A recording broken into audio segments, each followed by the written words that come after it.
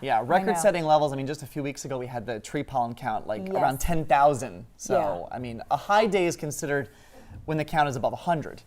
Wow. So we were looking at 100 times that, basically. So, yeah, some pretty impressive numbers this season. Good news, though, the levels are back down to where they should be. Yeah, around 100. Oak now at 81, which is even better to see. It's the overall pollen count, though, that's still above 100 when you factor in all the different tree varieties. But hey, it's definitely a big improvement from where we were. Grass pollen, though, still in the moderate category. Mold, though, down from moderate now into the low category. All right, let's get you into the weekend.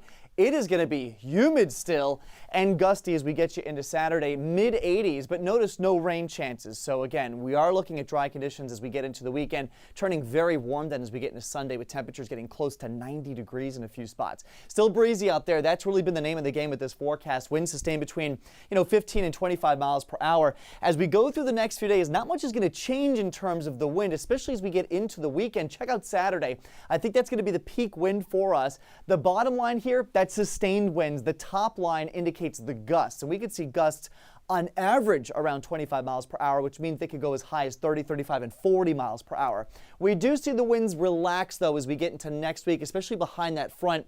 Notice we go from a south wind to a north wind. That's going to bring us some drier and cooler air for next week. And again, things will relax in terms of those wind speeds as we get into at least the middle part of the week. Beautiful shot right now looking over the Galveston Causeway. You can see finally some blue sky and sunshine, and that is reflected on satellite as well. Definitely less cloud coverage out there than what we saw yesterday. Most of it now back across central and west Texas. So for the rest of today, more sun, still muggy out there though. It's going to be windy sunshine as we get you into Saturday, and still more of the same for Sunday.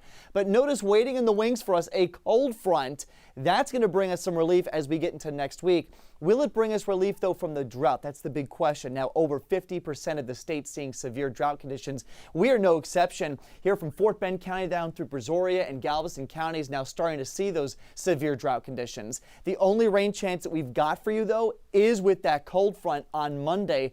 Otherwise, though, on either side of that, we're still looking at dry conditions. So here's how it sets up. That front dives in from North Texas. That'll bring us a chance for some afternoon showers and storms on Monday, but otherwise, it's not really going to be a huge chance. And I think North Texas really reaps the most benefit from this, especially along the I-20 corridor. You could see upwards of 2 to 4 inches. For us, we're lucky if we'll make it to a half an inch from the coast all the way into downtown.